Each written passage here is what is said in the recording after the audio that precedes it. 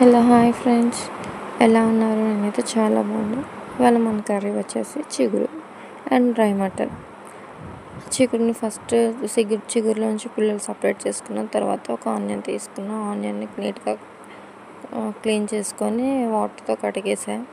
ఇంకా కట్ చేస్తాం స్టార్ట్ చేసేసా. ఆనియన్ కట్ చేసుకొని పక్కకైతే పెట్టేసుకున్నా. తర్వాత డ్రై మటన్ తీసుకున్నాను, దాన్ని చిన్న చిన్న పీసెస్ లాగా కట్ చేసుకున్నాను ఇలా చిన్నగా.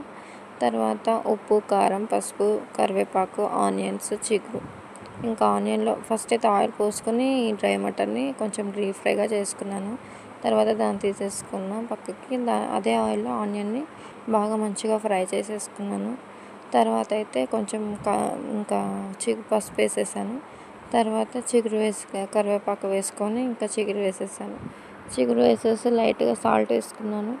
ఒక 5 to 10 minutes మంచిగా పెట్టేశాను. అది మగ్గిన తర్వాత చిగురు మగ్గిపోయిన తర్వాత పక్కనే డీప్ ఫ్రై చేసుకొని పెట్టుకున్న డ్రై మటన్ అయితే వేసేసాను.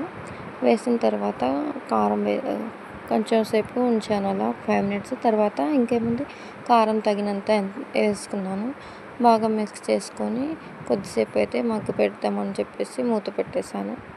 మూత పెట్టేసిన తర్వాత కొంచెం మసాలా వేసుకున్నాను. మసాలా వేసిన తర్వాత ఒక 5 minutes అలా మగ్గనిచ్చాను. తర్వాత కసూరి మేతి వేసుకున్నాను ఫ్రెండ్స్. ఇంట్లో కొత్తిమీర లేదు, సో అందుకని కసూరి మేతి అయితే నేను వేసుకున్నాను. తర్వాత ఒక 2 minutes ఉంచేసి తర్వాత దించేయడం. చూడండి ఎలా